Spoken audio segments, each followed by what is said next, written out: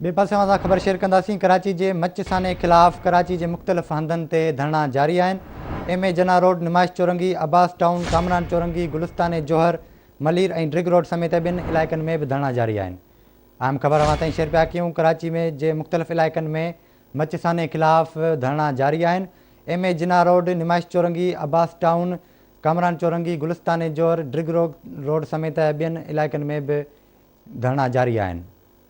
अवां ताईं अहम ख़बर शेयर पिया कयूं। कराची के मुख़्तलिफ़ इलाइक़नि में मचसाने ख़िलाफ़ एहतजाजी धरना जारी आहिनि। एम ए जना रोड, नुमाइश चौरंगी, अब्बास टाउन, कामरान चौरंगी, गुलिस्तान जोहर, मलिर और ड्रिग रोड समेत ॿियनि इलाइक़नि में भी MWM अॻवाननि जा धरना जारी आहिनि।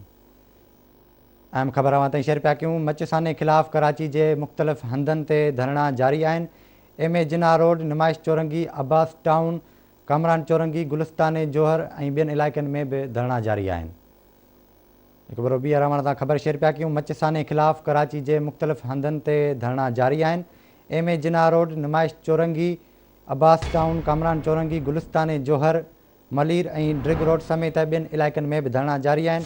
वधीक तफ़सील मालूम कंदासीं। असां सां लाइन ते मौजूद आहे आवाज़ न्यूज़ कराची जो रिपोर्टर नजीब नाइज। जी नजीब, छा तफ़सील आहिनि? कहिड़नि हंधनि ते धरना जारी आहिनि?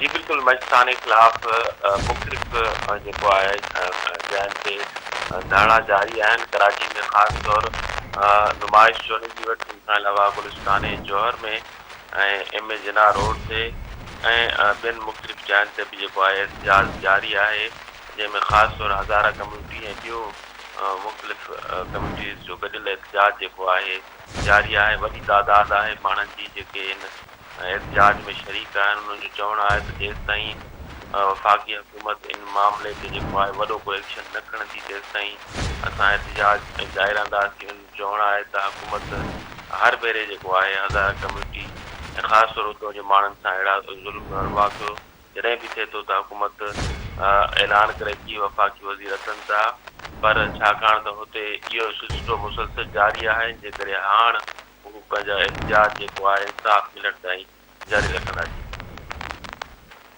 ठीक है नजीब नाइज, वॾी महिरबानी तफ़सीलनि खां आगाह करण लाइ।